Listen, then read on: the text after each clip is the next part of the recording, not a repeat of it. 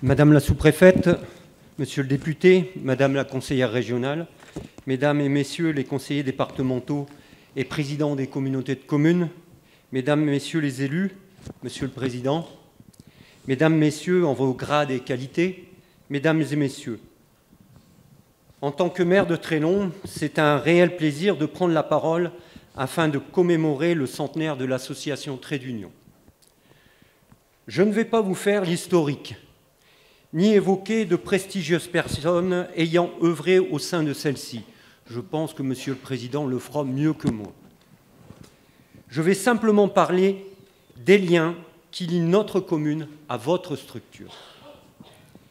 Il y a 100 ans, presque exactement jour pour jour, le 23 août 1922, est créée l'œuvre du Préventorium de l'arrondissement d'Avesnes.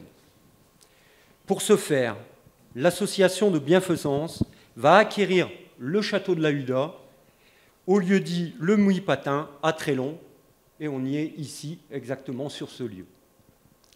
Voilà 100 ans que votre association fait partie du paysage local. Et quand nous regardons les années qui viennent de s'écouler, nous constatons que depuis l'année 1922, date de sa création et aujourd'hui, des liens très forts se sont tissés entre nous. D'abord, au niveau de l'immobilier, la mise en place d'une importante structure au fil des années, ici au début sur 5 hectares, salle des fêtes, classe, infirmerie, gymnase, théâtre, pour ajouter une mairie, une église et le bistrot d'en face, et vous avez un village dans la ville, un village complet. L'évolution de votre structure, avec notamment la création d'un centre d'aide de travail, par le travail, vous amène à acquérir une partie de la Vairie Parent, qui malheureusement avait cessé son activité. Vous l'avez magnifiquement restauré. Vous créez le Bol Vert, qui dispose d'une hôtellerie de 45 lits, d'un gîte de 20 lits et d'une capacité de restauration de 150 couverts. Il répond parfaitement à une demande du tourisme de proximité. Au fil du temps, plusieurs maisons sont restaurées dans notre ville afin d'héberger vos résidents. Rue Thiers, rue Chartiot, quartier du Tissage et bien d'autres encore. Le deuxième lien qui nous unit, c'est l'emploi. Il n'a cessé d'augmenter. Une dizaine de personnes en 1923, 80 en 1970, 400 en 1999, donc 220 Trélonais. Actuellement, c'est 600 employés, dont 180 en situation de handicap. Avec ces chiffres, on peut mesurer le poids énorme que représente votre structure pour les habitants de notre commune, sans compter tous les emplois induits, bien sûr. Pour l'anecdote, le premier emploi de votre association, celui de directeur, est depuis mai 2016 occupé par M. Brissamment, un Trélonais pure souche revenu à la source.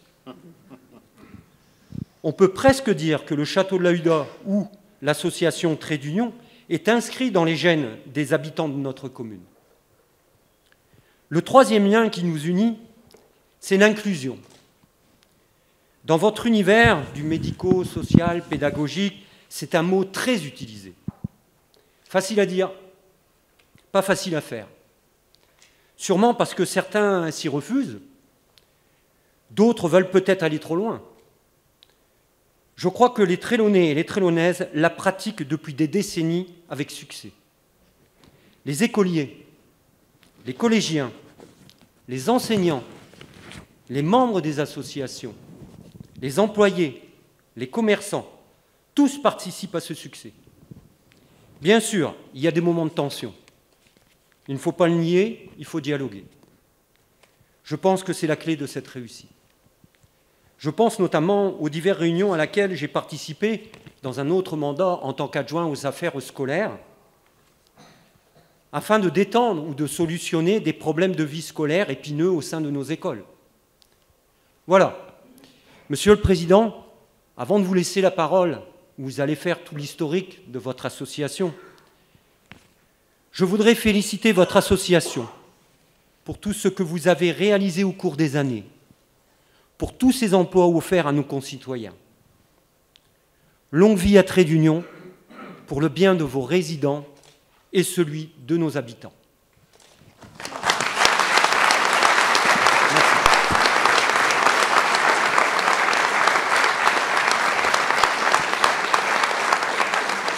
Merci, Monsieur Reguem.